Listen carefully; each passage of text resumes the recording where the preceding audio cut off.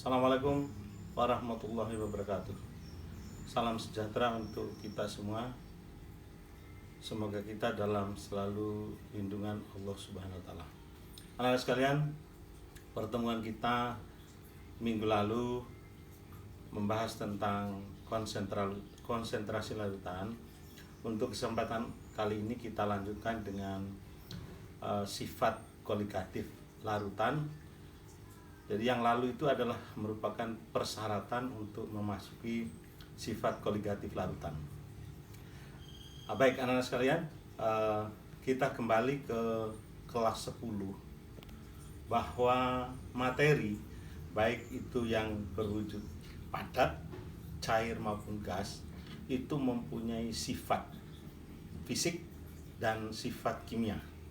Sifat fisik, masih ingatkah kalian tentang sifat fisik materi?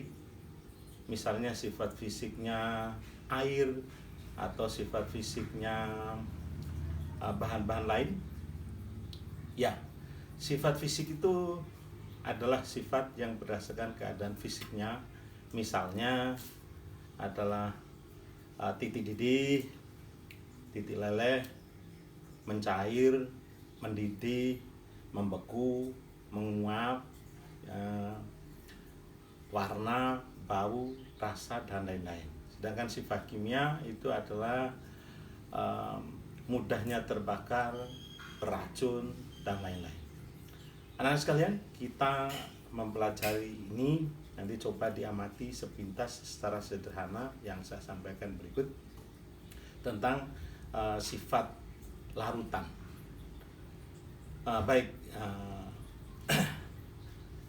Larutan yang kemarin sudah dijelaskan bahwa larutan itu ada pelarut, ada zat terlarut.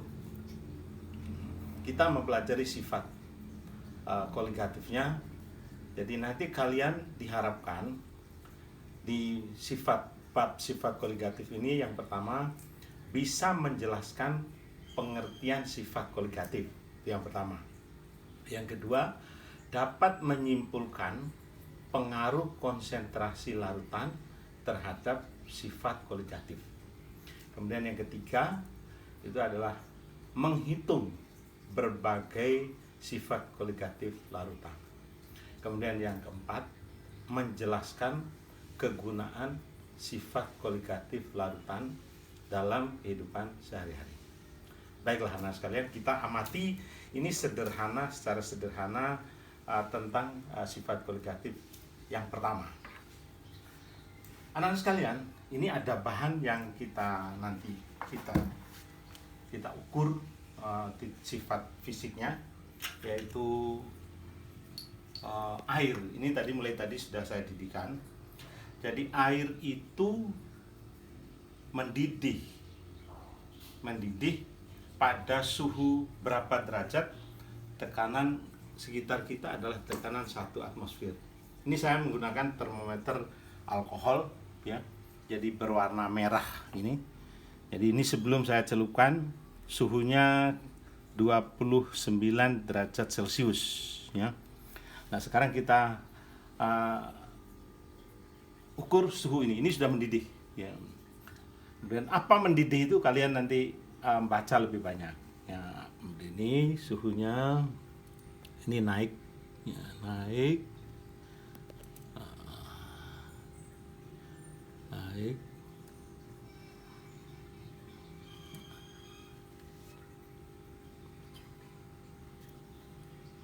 Suhunya terus naik itu.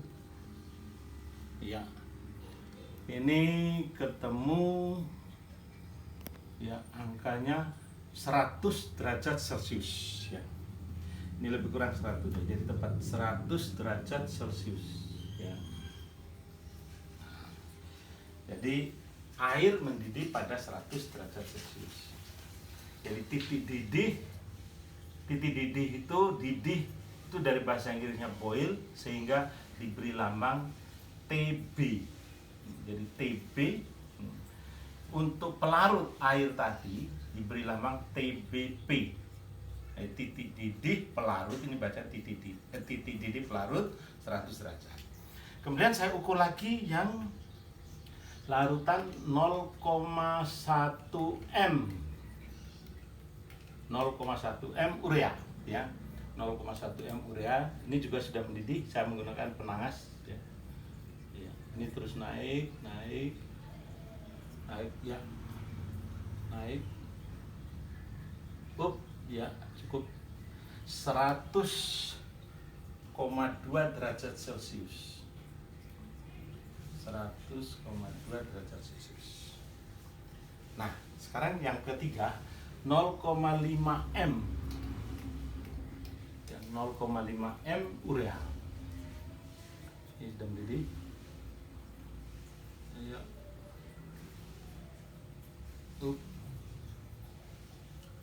Oke. Ya. 100,8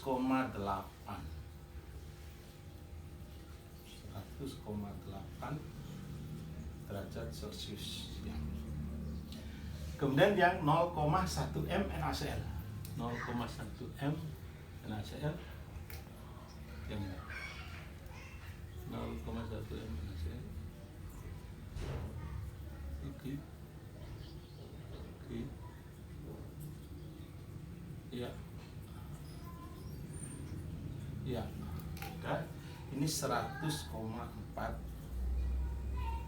derajat Celcius. Nah, dari data ini anak-anak sekalian, kalian nanti bisa menjelaskan titik didih air 100 derajat Celcius. Setelah ditambahkan di dalam air ini ada zat terlarut urea, berubah menjadi 100,2 derajat Celcius. Itulah yang disebut dengan sifat koligatif. Jadi kalau ditanya, apakah sifat koligatif larutan? Nanti kalian bisa menjelaskan. Jadi sekali lagi, air mendidih pada 100 derajat Celcius. Ke dalam air ini ya, ada zat terlarut urea 100,2 derajat Celcius. Jadi ini berubah dari 100 ke 100,2. Itulah yang disebut dengan sifat koligatif. Baik anak-anak sekalian, balik ke sini. Berarti dari 100 ke 100,2 itu ada kenaikan titik didih larutan.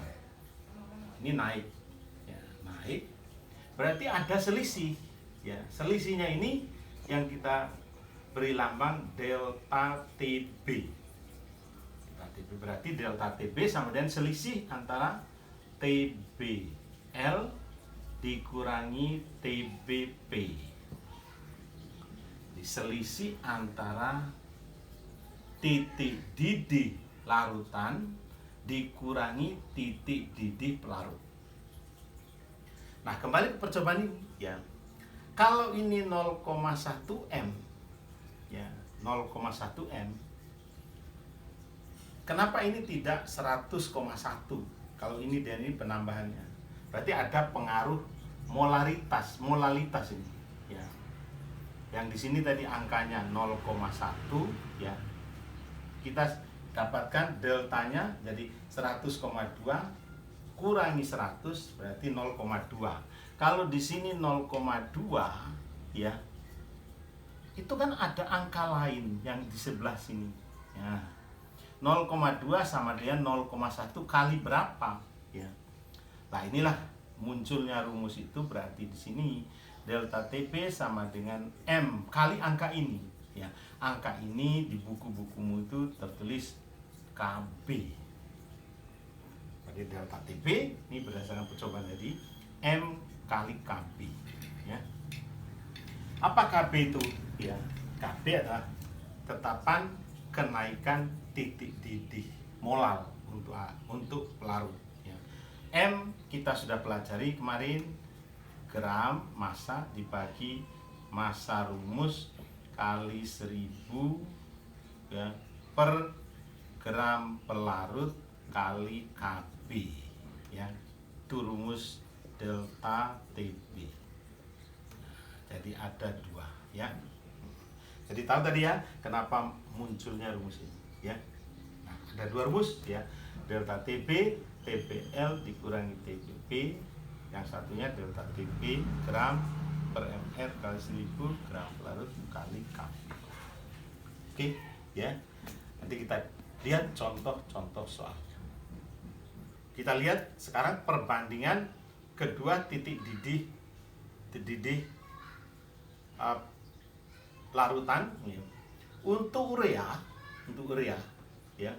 Kalau ini 0,1 M, yang ini 0,5 M, yang di sini untuk 0,1 M 100,2, yang 0, M 100,8 ya. Berarti kan ada pengaruh, semakin naik molalnya ini juga semakin naik itu ya, jadi pengaruh molalnya ya. Yang jadi masalah itu yang ini ya. Nah, ini 0,1 M ya, ureanya ya. Yang ini juga 0,1 M. Kenapa yang di sini 100,2, yang di sini 100,4? Ada bedanya kan ya. Nah, padahal konsentrasinya ini sama ya. Berarti kalau kita tarik rumus kembali tadi, rumus ini kita tarik ya. Delta TP sama dengan M kali Kp. Lah untuk angka ini kan ada penambahannya ini. Berarti ada angka lain perkalian di belakangnya ini untuk larutan yang ini ya. Pertanyaan, kenapa ada angka lain di belakangnya ini? Karena NaCl adalah larutan yang bersifat elektrolit. Masih ingat ya, elektrolit kelas 11 adalah zat yang mengalami atau mudah mengalami ionisasi. Nah, faktor belakangnya ini di bukumu itu tertulis I ya. I yang disebut dengan faktor Van Hoff ya. Berapa besarnya I ini, pengaruh elektrolit tadi adalah delta TP sama dengan M kali Kp ya, kali 1 tambah N min 1 kali alfa ya. Alfa itu adalah derajat ionisasi larutan elektrolit ini. Sedangkan N-nya adalah jumlah ion ya. Jadi ada rumus baru ya. Rumus baru ini ya. Nah, rumus baru ini yang sebelah kiri ini untuk non elektrolit tanpa I ini. Yang sebelah kanan ini adalah untuk yang elektrolit ya. Berarti ya, kita satu persatu nanti menguraikan, mencoba untuk memahami soalnya ini. N ini apa ya? N ini adalah jumlah ionnya. NaCl ionnya adalah Na positif, Cl negatif ya. Jadi kalau diionkan itu ya jumlah ionnya N-nya sama dengan 1 tambah 1, berarti 2 ya. Jadi 1 ini tambah 1 ya. Jelas ya? Kalau umpamanya CaCl2 berarti Ca2 positif, 2Cl negatif, berarti N-nya sama dengan 3.